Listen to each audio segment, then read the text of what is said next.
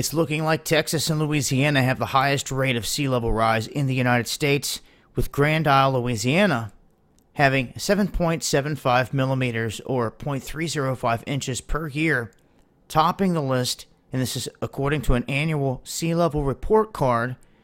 They also state that Rockport, Texas, which is south of Galveston, had the highest acceleration rate due to the rising seas combined with the land eroding and subsiding.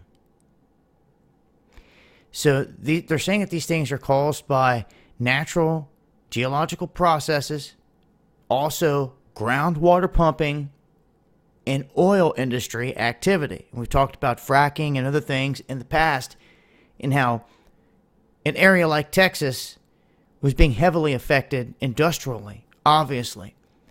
But they say all these things, and we know that there's earth changes going on constantly.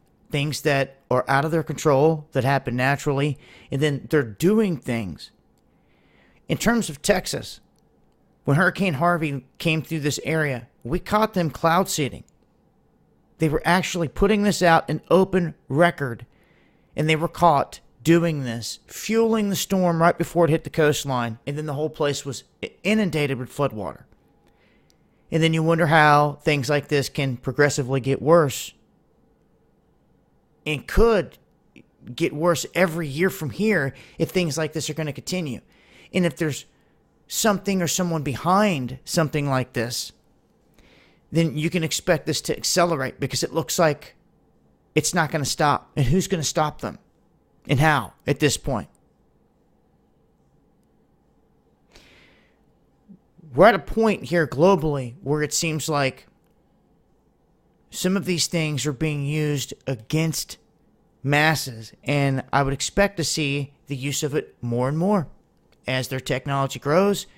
I would like to see good things come of it, but in terms of this, the sea level rise here around the globe is something that is happening in different areas. In some areas, it's not affected as bad.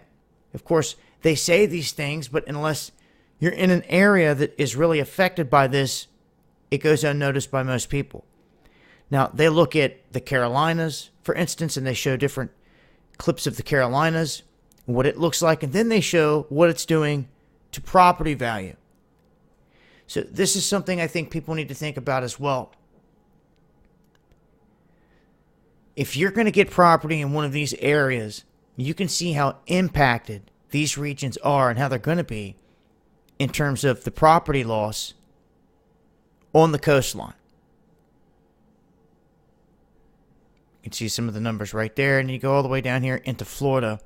Now, Florida's very flat. You know, this is an area that you would expect to see, I would say, some of the most significant and some of the quickest changes, if that's the case, is down there. But you know, it's also very porous down there in terms of the landscape, and that's why they get a lot of sinkholes down there in Florida. But every area different in this case, but what they're saying, it's all affected along the East Coast by the water over time. Now, in this article, they're talking about the natural process. Now, I'm not talking about this being accelerated and Al Gore out here pointing the finger saying global warming, this is going to happen in the next decade. You know, they put this out to 2050 and beyond. A natural process of just at the rate of where we're at right now, you can expect to see some of these cities, like a New Orleans, that literally sits in a bowl, could be washed out and washed away. Especially just one more big hurricane, the right storm comes through there, it could really do a number on a city like that. So it's areas like that that I would be most concerned about. And I think I would be concerned anyway if you were living in a city that is underneath sea level right there on the coastline. That's just, it's not good, but there's not much they can do down there in that instance. It's the way that it is. I'm going to leave a link here with more information pertaining to all this. If you guys got any info you want me to get out there, let me know. dabu7yahoo.com. Just some things to think about. Join us every Friday night.